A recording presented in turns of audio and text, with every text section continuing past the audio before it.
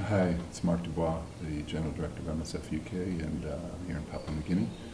And well, today I walked into the waiting room of our family support center, basically a center designed to deal with sexual violence and with intimate partner violence, basically getting beaten up, raped by somebody or something, and then also beaten up, really bashed up, as they call it here, by your intimate partner, your husband, most likely.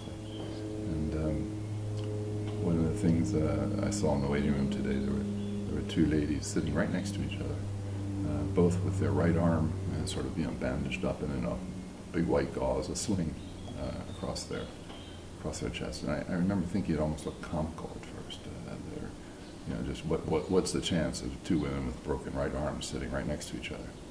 And of course that was just wrong thinking. It's still kind of with a London head still on things. I talked to our medical doctor there, and she reminded me, of course I knew what it was. These are defensive wounds. It's what happens when someone's coming at your head with a machete or a pipe and you put up your arms to block it. And so we see a lot of broken forearms, the ulna, the radius, a lot of broken bones there, or slash wounds there from knives.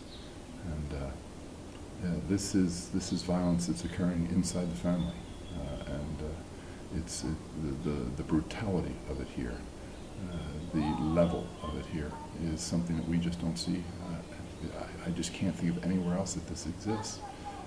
We see the kind of horrific cases where people go after each other with a machete or a bush knife, and these aren't ethnic wars going on. These aren't the kind of situation between nations or religions where you've dehumanized the other side. This is personal. This is your husband. This is your husband's second wife. This is your son or your cousin or something like that. The rapes are brutal, often gang rapes. The attacks, we really can't fathom or explain why it is that you might go after somebody's head with a machete. We had, and the thing about these attacks is that they've become, they seem to be fairly normal. They're the kinds of things that we might see at another project, every couple of months, something horrific. And these, as horrific as they are, they're every day. And that's the part that it's very difficult to understand. Both in the Lay project and in the Sorry project, we see this kind of violence that, it's become just an everyday way of resolving what are often very minor problems. There was one of our own staff in the hospital during work hours took a machete to his daughter's head, one chop in the back of the head, and it opened a ghastly wound. The project coordinator was in the process of basically firing the guy, and the guy literally didn't understand what he'd done wrong. His daughter had been disobeying him, so why wouldn't he take a machete to the back of her head? I've heard no explanation for it. I've talked to a lot of our staff here, the national staff in particular, and asked them why.